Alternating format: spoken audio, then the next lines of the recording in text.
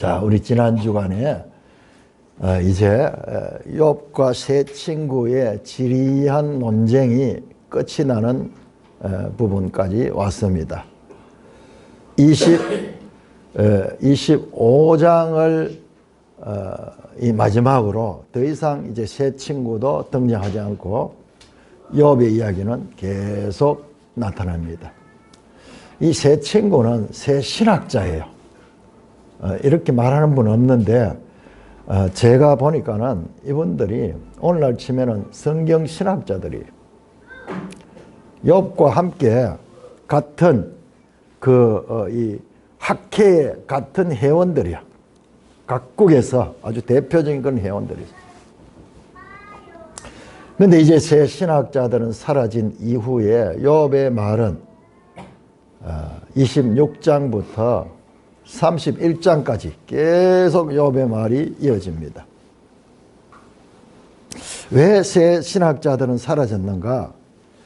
뭐 여러 가지 학설이 있습니다만은 제가 보니까는 32장 3절에 보면은 그들이 능히 대답을 하지 못하면서도 욥을 정죄했다. 엘리후라는 인물이 등장하는데 판단을 내는데 그 세 친구가 욥의 말에 반박을 못하는 거예요.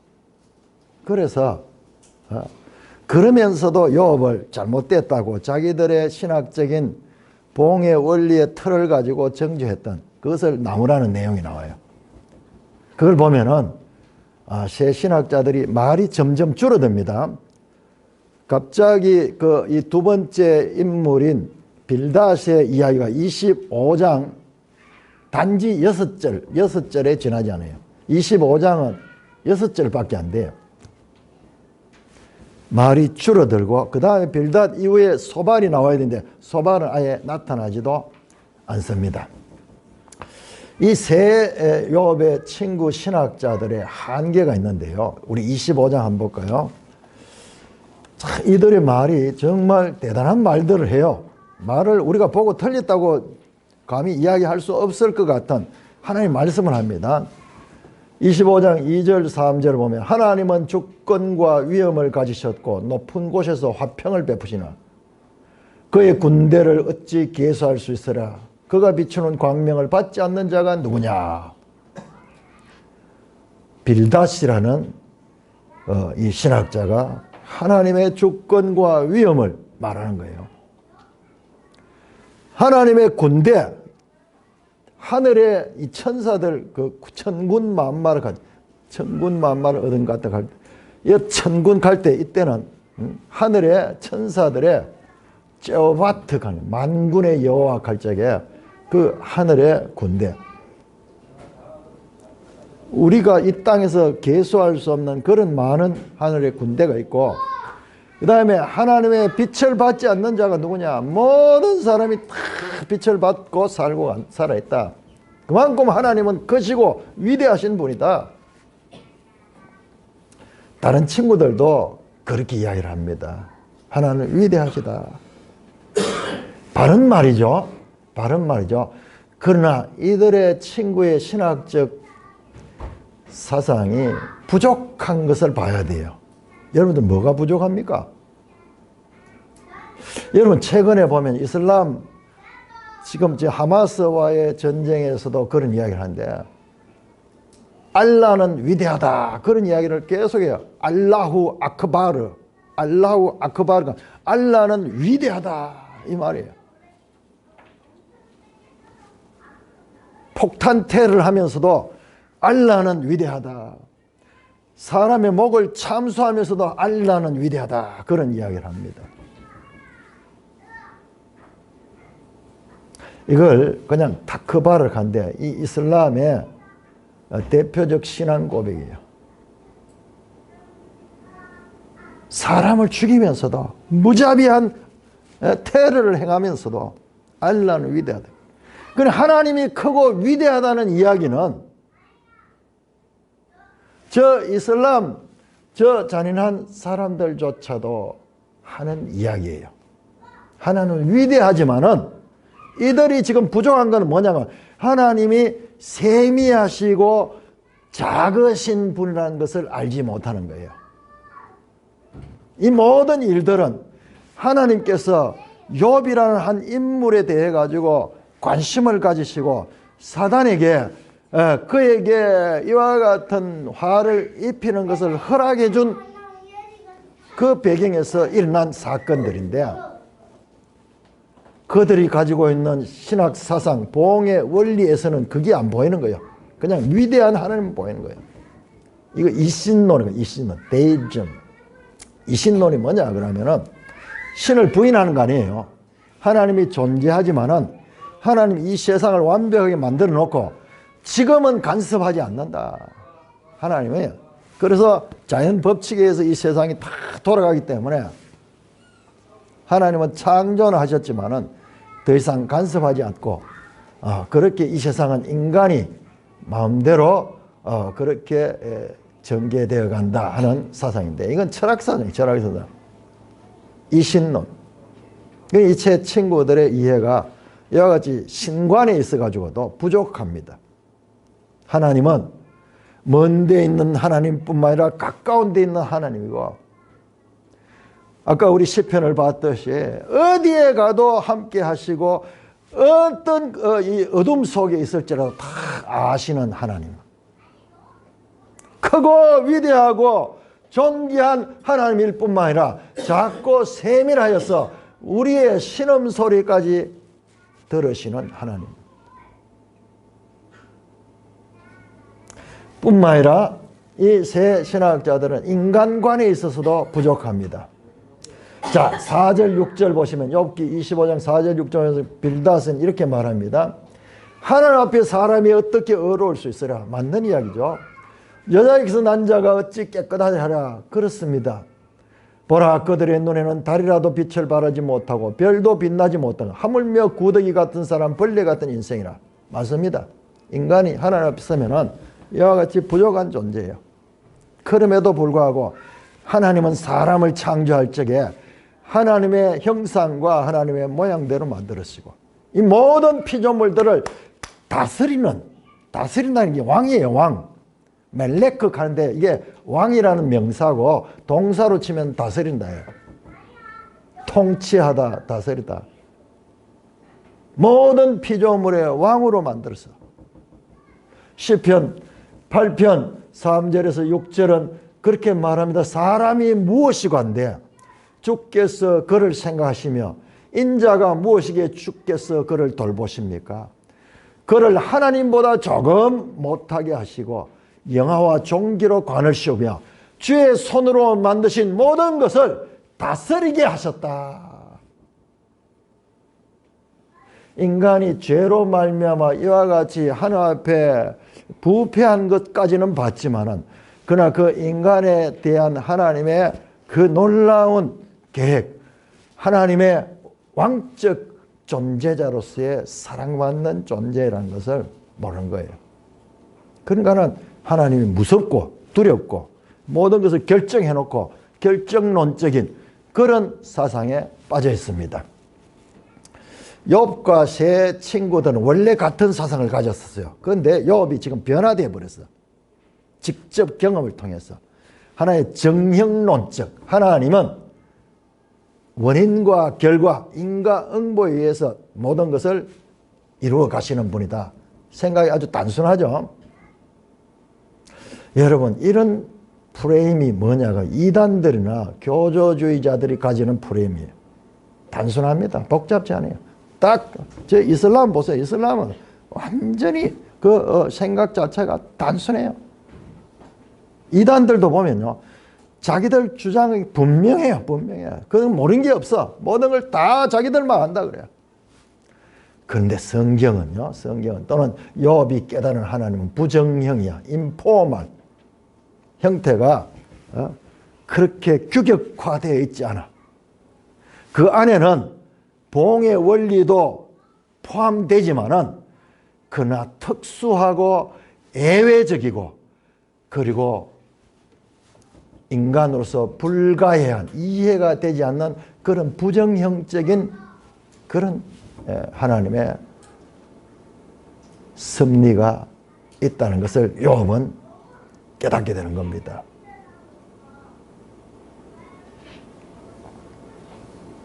왜 그러면은 똑같은 사상을 가있던 친구들에서 요업이 이렇게 변했는가? 그것은 바로 요업이 이 하나님으로부터 까닭없는 고난을 당한 그 과정을 지나면서 이와 같은 변화를 가졌습니다. 자, 16장 우리 한번 16장 2절에 보면 아주 재미있는 말이 나오는데 16장 2절에 요업이 친구들이 계속 말로 공격하니까는 이렇게 말합니다. 16장 1절에 너희는 다 재난을 주는 위로자구나. 아주 시적인 표현이에요. 재난을 주는 위로자. 지금 위로는 뭐예요? 위로는 도와줄 거잖아요. 도와주고 그를 위로해주고 그를 살려주기 위해서 하는 게 위로인데 위로를 하는 게 아니라 재난을 주는 거야. 그래 형용 모순이죠. 재난을 주는 위로자는 말은 있을 성립이 불가능해요.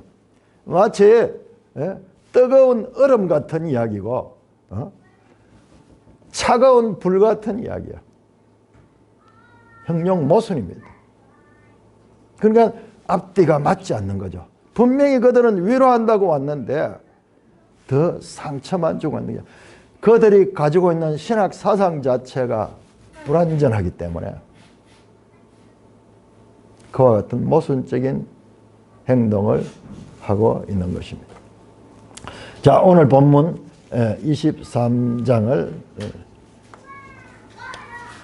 아까 전에 우리 신영인 형제님 기도하시는데 또 오늘 내가 이 본문 할 줄 알고 왔는지 잠깐 지난주 읽은 내용 가운데 가장 중요한 본문이 이 속에 23장이 나오죠. 요업의 대답 가운데 엘리바스의 공격 다음에 요업이 변론하는 데 나옵니다. 자, 1절 2절을 보시면요. 1절이 보면 요업이 대답해요. 오늘도 내게 반항하는 마음과 근심이 있나니 내가 받은 재앙이 탄식보다 무겁다. 탄식으로 고통으로 시작합니다. 그런데 3절부터 7절을 보면 완전히 또 달라요. 갑자기 요업의 생각이 저 하늘까지 미칩니다. 그냥 현실적 땅에서의 자신의 고통만 토로하는 상태에서 갑자기 내가 어찌하면 하나님을 발견하고 그의 처소에 나아가랴. 하나님께로 생각이 올라갑니다. 어찌하면 그 앞에서 내가 호소하며 변론한 말을 내 입에 채우고 내게 대답하시는 말씀을 내가 알며 내게 이르신 것을 내가 깨달으랴. 하나님과 직접 대화하고 싶어요. 6절입니다. 그가 큰 권능을 가지고 나와 더불어 다투겠느냐? 아니로다. 도리어 내 말을 지키라. 스스로 자문자답하는 거예요. 마치 너무 고통을 많이 받아 정신 이상자 좀 비슷하게 그렇게 자문자답해요. 하나님이 큰 권능을 가지고 내와 더불어 네 잘못했다고 지적하고 나를 다투겠느냐? 아니로다. 스스로 아니다. 도리어 내 말을 들으시다. 그분은 내 말을 들어주실 것이다. 7절에 거기서는 정직한 자와 나와 그와 변론하실 중 내가 심판자에게 영원히 벗어나리라. 무슨 말이냐 그러면요. 요업이 정직한 자잖아요. 하나님이 인정하잖아요. 요업은 온전하고 정직하여 하나님을 경외하며 악에서 떠난 자라. 하나님께서 계속 요업을 표현할 적에 했던 그 표현이잖아요. 거기에서는 요업은 정직하거든요. 요업은 지금 당하고 있는 친구들 말대로 자기 행위로 말미암아 이 벌을 받는 게 아니거든요. 그러니까 친구들은 모든 것이 네 인과응보에서 오는 벌이기 때문에 너는 네 죄를 회개하라 그러면서 막 공격을 하는데 이 친구들은 위로가 아니라 죄 없는 사람을 죄를 만들어가지고 누명을 씌워가지고 오히려 더 고통스럽게 하는 재앙을 주는 위로자예요. 위로자. 그러니까 얼마나 답답하겠어요. 그런데 거기서는 그와 변론할 수 있을 것이다. 하나님과 하나님 앞에 내가 마음대로 내 억울한 것을 변론하고 있고 뿐만 아니라 그 결과로 내가 심판자에게서 영원히 벗어나 뭐냐 그러면 자신이 당하고 있는 이 모든 이 재난으로부터 자기가 거기서 해방될 수 있을 것이다. 하나님께 가면은 소망이 있을 것이라는 그와 같은 호소를 하면서 1절, 2절에는 탄식과 절망, 그 다음에 갑자기 여기에서는 그 시선이 하늘까지 맺히면서 그와 같은 확신과 그와 같은 이 소망의 말을 합니다. 그런데 8절, 9절 가시면요. 8절, 9절. 그런데 다시 또 역전 접속사 나와요. 그런 소망이 있는데 현실을 보니까 내가 앞으로 가도 그가 안 계시고 뒤로 가도 보이지 아니한다. 왼쪽에서 일하시나 내가 만날 수 없고 그가 오른쪽으로 돌이키시나 배울 수 없구나. 이와 같은 소망스러운 신앙을 가지고 있는데도 불구하고 현실에 돌아보니까는 자기가 앞으로 뒤로 오른쪽 왼쪽에도 그 하나님은 계시지 않습니다.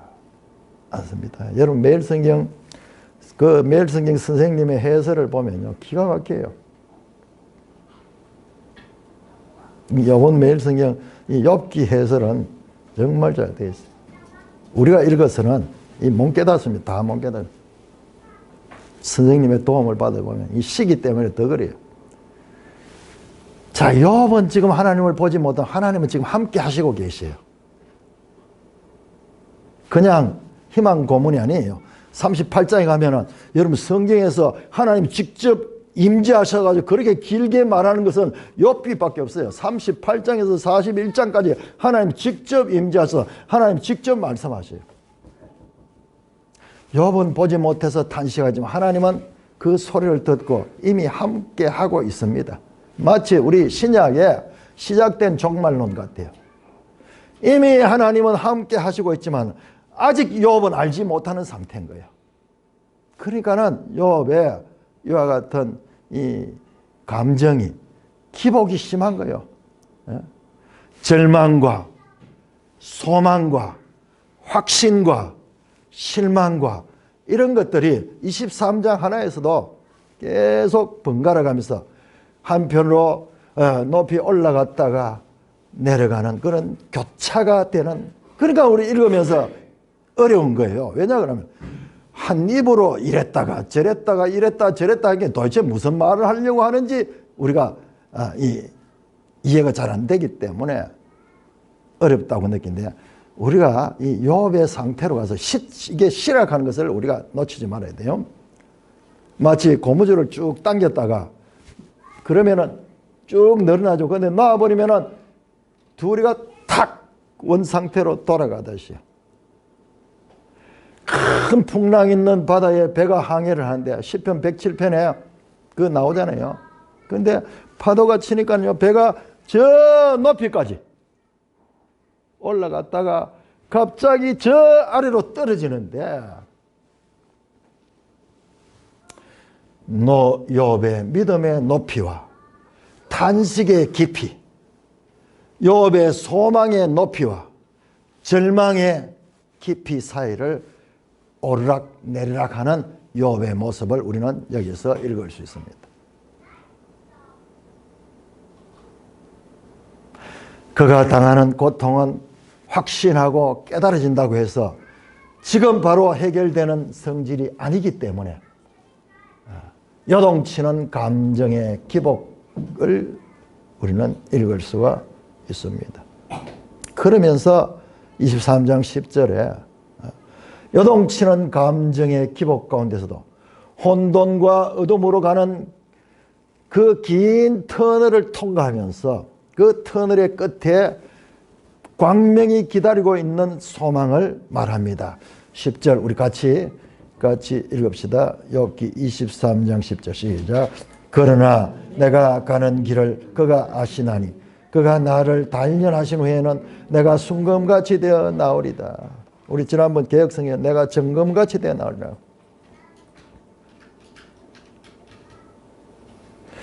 욥은 찾아보니까 하나님이 보이지 않아요. 8절 9절 보세요. 앞에도 없고 뒤에도 없고 오른쪽에도 없고 왼쪽에도 없지만 이제 코페르니쿠스적인 전환이 일어납니다.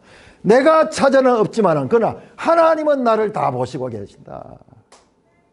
내가 가는 길을 그가 아시나니 그가 나를 단련하신 이 고난의 터널을 통과한 이 과정을 단련의 과정이라서 연단의 과정, 한자 똑같은 거예요. 연단, 단련 똑같은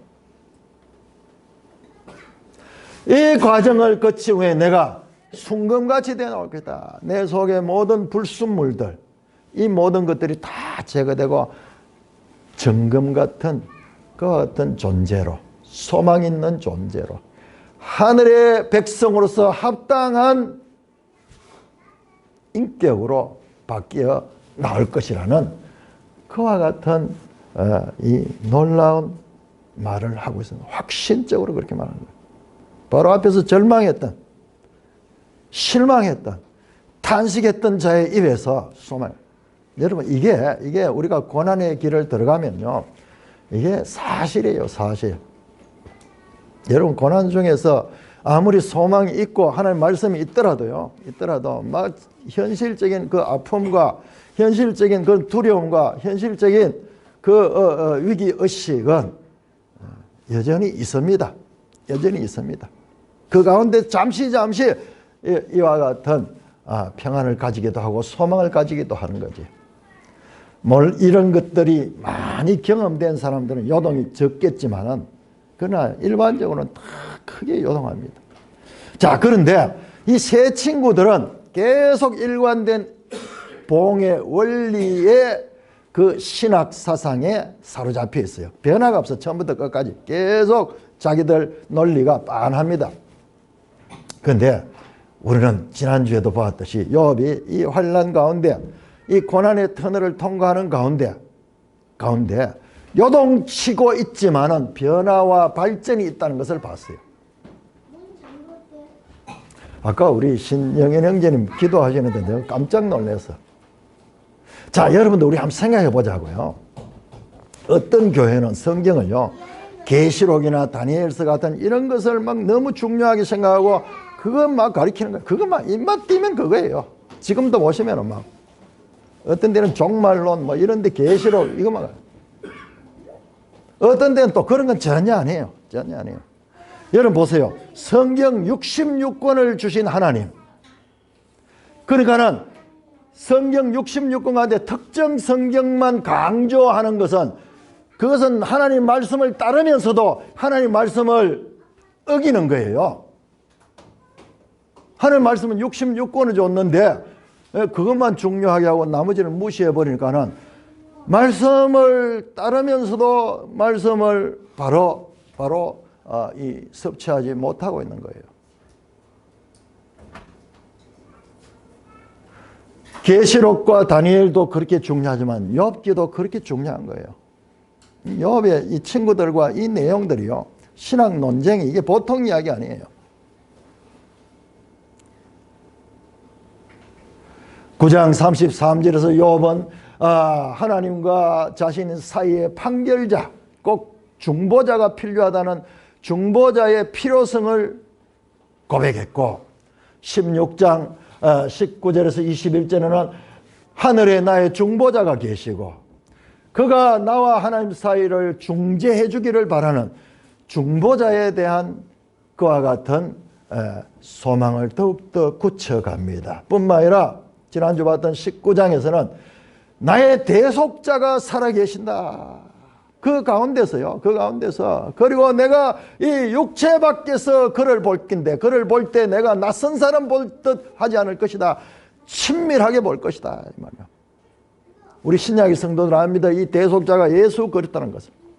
그러니까 이 고난의 터널을 지나면서 그냥 이 탄식만 하는 게 아니라 그 탄식하는 그 사이사이에도 영적인 깨달음이, 각성이 일어나서 장차 하나님께서 신약시대에 보내주실 새 언약의 성취자는 예수님의 깨로까지 그 생각이 지금 도약하고 있는 거예요.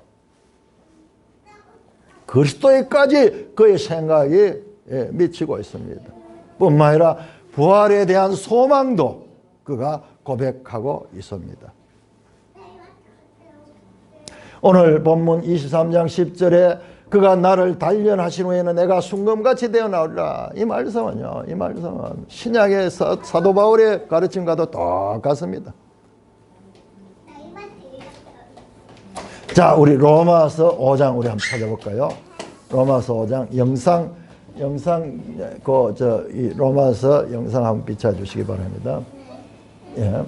로마서 5장 4절, 5장 4절, 3절 4절 우리 한번 같이 읽겠습니다. 시작. 다만 이뿐 아니라 우리가 환난 중에도 즐거워하나니 이는 환난은 인내를, 인내는 연단을, 연단은 소망을 이룬 줄 알미로라. 내가 이거 아마 전에도 여러 번 이야기했어요. 이 말씀은 저한테는 이게 이 살에 새겨진 말씀이에요. 살에 새겨진. 이건 내가 그림으로도 그리고 글로도 쓰고 체험을 했기 때문에 검증된 말씀이야. 자, 그런데 이게 이제 이 어느 성경에 보면은요, 놀랍게 여기 조금 확대해 줘 보시겠어요? 자, 여기에 보면 이 영어 성경 킹 제임스 성경에는 인내, 패티언스, 익스피리언스 연단을 갖다 체험 또는 경험 뭐 이런 것들로 번역했습니다. 근데 ESV 성경은요, endurance 이것도 역시 인내, 참음 뭐 이런 거죠. endurance, produce 뭘 하냐? 캐릭터를 넣는다. 캐릭터라고 나와. 캐릭터. 다르죠? 캐릭터가 뭡니까? 영화 배우들 캐릭터 이야기 하잖아요. 캐릭터를 살리라. 캐릭터, 성격, 캐릭터, 이 성격 또는 성품. 자, 이 헬라어 다시 확대 한번 해보세요. 헬라어에는 그럼 뭐라고 되어 있는가? 다시 원상태로 한번 돌아가 볼까요? 여기에 요 부분을 한번 확대해 보세요. 요 부분을 확대해. 아니요. 이쪽 끝에. 예. 자, 여기 헬라어로 도키메. 자, 원어는요, 인격, 품성, 실현, 요 세 가지가 다 있어요. 여러분, 요 프루프 가는 게 뭐냐? 그러면 이 술 보면은, 술 잘 많이 드시는 분들은 요건 나와있어. 도수 나와요. 여기 도수야, 도수. 순도. 알코올 몇 프로 가는, 그 도수 가는 거고. 요, verification 가는 건 검증받다. reliability, 요것은 신뢰성, 뭐, 요런 건데, 영어 성경에도 복잡하게 되어 있죠. 영어 번역에도. 요 단어가 그렇게 쉽지 않은 거예요. 도킴에 가는 게 인격, 품성, 실현. 오히려 이 원어로 보니까는 이 인격이라는 것이 대중이에요. 여러분, 사람이 잘 안 바뀌잖아요. 사람 인격이 잘 안 바뀌잖아요. 그런데 이와 같은 이 고난의 길을 통과하면서 성품이 변화되는 거예요. 그 욥이 지난번까지는 새 친구들과 동일한 그와 같은 사상을 가졌지만 이 과정을 통해서 고난의 이 풀무의 길을 통과하는 과정을 통해 가지고 성품이 바뀌고 인격이 바뀌고 하나님에 대한 지혜가 열리는 거예요. 여기에서 사도 바울이 연단이라고 표현했는데, 연단, 이 단련, 그가 나의 단련하신 후에는, 연단하신 후에는 같은 말이에요. 헬라어로 보니까 이게 도키메인데, 이 성품을 변화시킨다. 자, 우리 야고보서 1장을 한번 그냥 읽겠습니다. 야고보 1장 2절에서 이렇게 말합니다. 형제들아, 여러 가지 시험을 당하거든 온전히 기쁘게 여기라. 시험을 만나면 기쁘게 여기라 그래요. 이게 무슨 시험을 만나면 우리가 고통스럽고 힘들고 어려운데 두려운데, 그런데 이와 같은 표현한 거, 그 이유가 있어요. 이는 너의 믿음의 시련이 인내를 만드는 줄 너희가 알미라. 여기서 시련이라는 단어가 앞에 나왔던 헬라어의 바로 이 도키메하고 어원이 같아요. 도키미온 하는 건데, 이 시련, 고난, 이게 도키메, 도키 맞죠? 연단한 거예요. 인내를 온전히 이루라. 이는 너희를 온전하여 구비하여 조금도 부족함이 없겠다. 하나님께서 이 과정을 통해 사람을 온전한 사람을 만들어가는 거예요. 온전한 사람을 만들어. 뿐만 아니라 오늘 23장 10절에서 그가 나를 단련하시니 내가 순금같이 되어 나오리라. 이 말은요, 이 단련의 과정, 이 고난의 과정을 지난 후에 내가 정금같이 나오리라 하는 이 말씀은요, 요압이 입을 통해서 나온 이 고백은요, 히브리서 12장의 말씀과 동일합니다. 내 아들아, 주의 징계하심을 경히 여기지 말고 그의 꾸지람을 받을 때 낙심하지 마라. 주께서는 그 사랑한 자를 징계하시고 그 받아들이는 아들마다 채찍질한다. 너희가 참으면 징계를 받기 위함이라. 하나님이 아들과 같이 너희를 대하시니 어찌 아버지가 징계하지 않는 아들이 있으세요. 징계는 다 받는 것인데 오히려 너에게 없으면 사생자요 친아들이 아니라. 여러분, 하나님은 징계하시는 하나님이요. 징계란 표현이 조금 부족해요. 파이데이아 하는데, 파이데온 가면 교육 뭐 이런 거거든요. 교육하는 거, 양육, 교육, 훈련. 영어 성경에는 디시플린 돼서 훈련시킨다. 트레이닝한다. 하나님은 하나님의 백성의 고난을 통해서 그의 성품을 바꾸고 그가 하나님의 백성으로서 합당한 품성을 가지게 하는 그런 일을 하십니다. 우리를 리빌딩 하는 거예요. 그냥 그대로 있는 상태에서는 한계가 있기 때문에 그것을 깨트리고 더 넓고 더 높은 곳으로 나가기 위해서 하나님께서는 하나님의 백성들에게 하나님의 때에 이와 같은 연단의 과정을 겪게 하십니다. 자, 여러분, 이것은요, 성경 전체를 통해서 확인되는 하나님의 백성들을 다루시는 원리입니다. 이거는 인과응보의 원리로서 발견하지 못했던 그 원리인데요. 자, 저는 이 부분을 온몸으로 확인했기 때문에 여러분, 고난 가운데서 막 헤매면서 그 말씀을 붙들어야 돼요. 붙들다 보면은 그때 보이기 시작하는데요. 그렇기 때문에 이건 평생 살에 새겨진 말씀 같은 거예요. 그래서 저는 이걸 가지고 그림도 그리고 막 그렇게 했어요. 자, 우리 시편 18편 합니다. 시편 18편.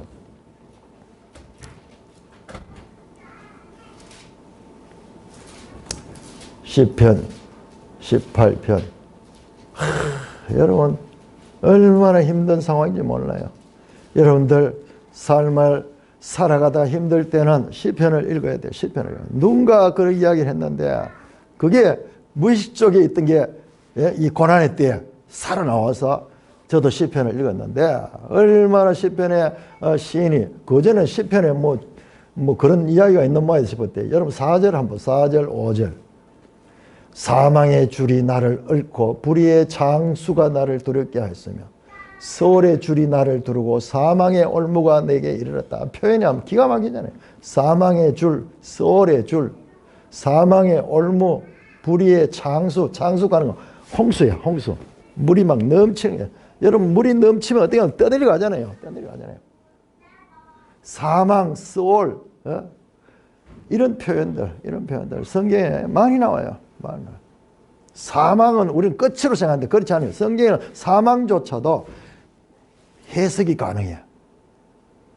그래서 6절에 보니까 내가 환난 중에 여호와께, 그러니까 이 환난 중에 하나님께 부르짖는 게 이게 중요한 거예요. 그러니까 그가 성전에서 내 소리를 들으시며 그의 앞에서 나의 부르짖음이 그의 귀에 들렸다. 여러분, 이게 신비예요, 이게. 그러니까 욥이 지금 환난 가운데 하나님께 부르짖는 가운데서 놀라운 영적인 각성, 영적인 지혜가 그 가운데 찾아오는 거예요. 자, 16절 한번 보세요. 16절. 자, 똑같습니다. 욥기하고. 그러니까 제가 봤을 때 좀 더 깊이 연구를 해야 돼요. 우리 이 지혜에서 연구하는 사람들. 제일 어려운 게 시편이에요. 자, 욥기와 시편도 밀접한 연관을 가지고 있어요. 서로 보완하고 있어요. 자, 16절 보세요. 그가 높은 곳에서 손을 펴서 나를 붙잡아 주시며 이 땅에서 아무도 나를 도와줄 수 없는데 이때 그가 높은 곳에서 손을 펴서 나를 붙잡아 주시고 물에서 나를 건져내셨다. 창수 같은 그와 같은 홍수 가운데 떠밀려 가면은요, 우리가 아무리 수영 잘하는 사람도 휩쓸려 가지고 우리 보잖아요. 시체도 못 찾잖아요. 나를 강한 원수와 미워하는 자에게 건지셨으며 그들이 나보다 힘이 세다. 18절 그들은 나의 재앙내를 내게 있으나 여호와께서 나의 의지가 되셨도다. 그리고 19절 놀라운 고백이 나옵니다. 같이 읽읍 시작. 나를 넓은 곳으로 인도하시고 나를 기뻐하심으로 나를 구원하셨도다. 이 과정을 통과하고 나니까는 이 시인이 넓은 곳에 이르게 됐다는 거예요. 자기도 모르는 사이에 그냥 황망하게 지금 문제 때문에 올라갔다가 내려갔다가 막 기뻐했다가 슬퍼했다가 탄식했다가 소망을 가졌다가 확신했다가 불신했다가 이런 오르막 내리막을 통과하면서도 마침내 보니까는 넓은 곳으로 인도했다는 거예요. 육의 파쇄와 영의 유출.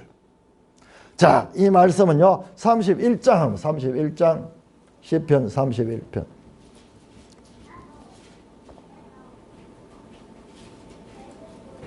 시편 31편 7절에서 9절 제가 읽겠습니다. 시편 31편 7절. 내가 주의 인자하심을 기뻐하며 즐거워하선 주께서 나의 고난을 보시고 환난 중에는 내 영혼을 아셨다. 오늘 욥의 고백과 똑같잖아요. 내가 가는 길을 그가 아시나니 앞에도 없고 뒤에도 없고 오른쪽에도 없고 왼쪽에도 없지만은 하나님께서는 다 보시고 있다. 내가 하나님을 찾으니까 하나님이 찾아지지 않았지만 하나님께서는 이 모든 걸 다 보시고 있다. 환난 중에 있는 나의 고난을 보시고 환난 내 영혼을 아시며 나를 원수의 수중에 가두지 아니하셨고 내 발을 넓은 곳에 세우셨다. 여호와여 내가 고통 중에 있사오니 내게 은혜를 베푸소서. 내가 건지면 여기도 마찬가지잖아요. 탄식 가운데 이와 같은 소망이 지금 교차하고 있잖아요. 8절 우리 시편 31편 8절 같이 읽겠습니다. 시작. 나를 원수의 수중에 가두지 아니하셨고 내 발을 넓은 곳에 세우셨다. 동일합니다. 동일합니다. 자, 시편 118편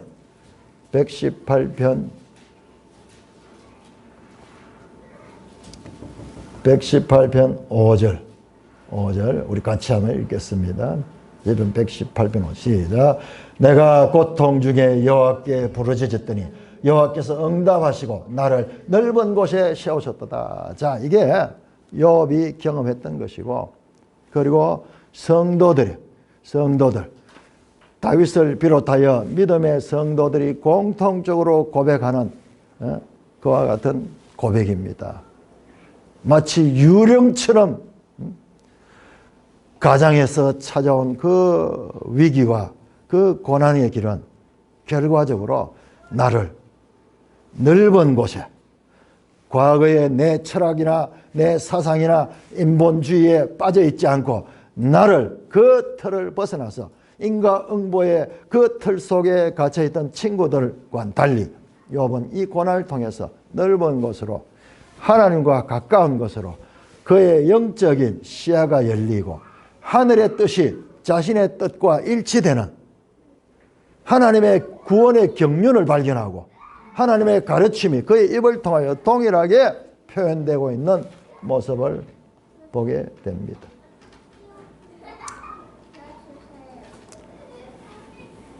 까닭없이 당한 욥의 고난은 사탄과 새 친구 신학자들이 알지 못한 것이고, 이 문제가 욥기의 논쟁의 중심이 있습니다. 그래서 3장부터 해서 26장까지 이 세 차례에 걸쳐가지고 3회전 엘리바스, 욥, 빌닷, 욥, 소발, 욥 이렇게 지리하게 길게 했는 것은 이것이 논쟁의 중심에, 이것이 그렇게 중요한 내용인 거예요.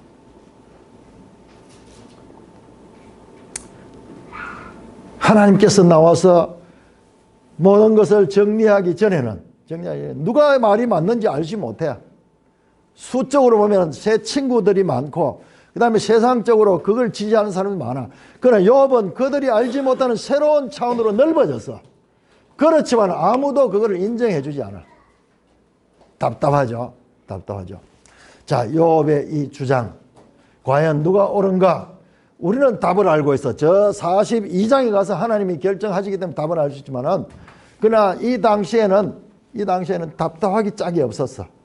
그런데 사도 바울에 의해 가지고 욥의 이와 같은 까닭없이 당하는 자의 이 고난과 그리고 그를 통해서 하나님을 만나게 되는 이것은요, 사도 바울을 통해 정통신학의 원리로 밝히 선포됩니다. 이때는 몰랐는데 이제는 신약에 와서 정통신학, 이게 정통이에요. 이거와 다르게 이야기하는 것이 잘못이에요. 자, 그것이 고린도후서 7장입니다. 한번 찾아보세요. 고린도후서 7장.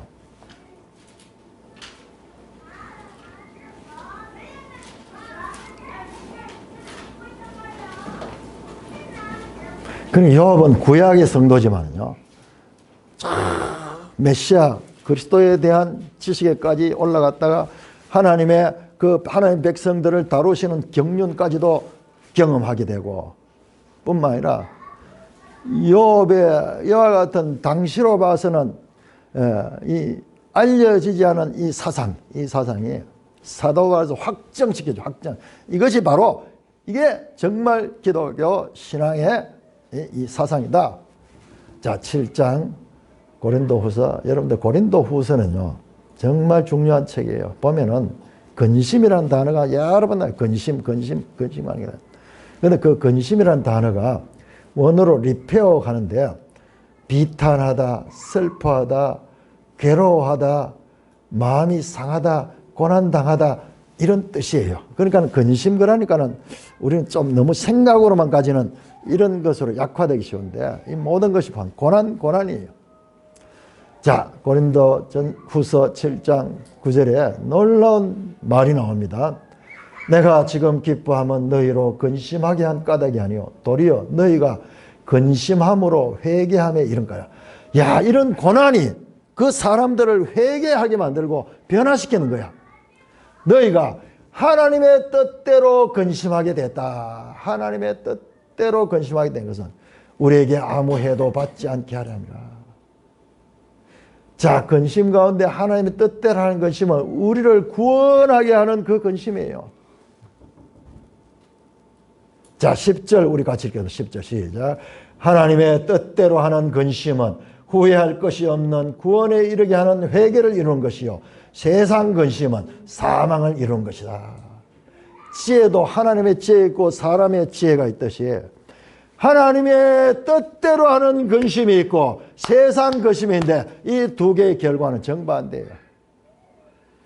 하나님의 뜻대로 하는 것은 욥처럼 영의 눈을 열게 하시고 하나님 뜻을 깨닫게 하고 메시아에 대한 시야를 가지게 하고 마침내 구원에 이르게 하는 데까지 이르게 하는 근심이었고, 그러나 세상 근심은 하면 할수록 사망이에요.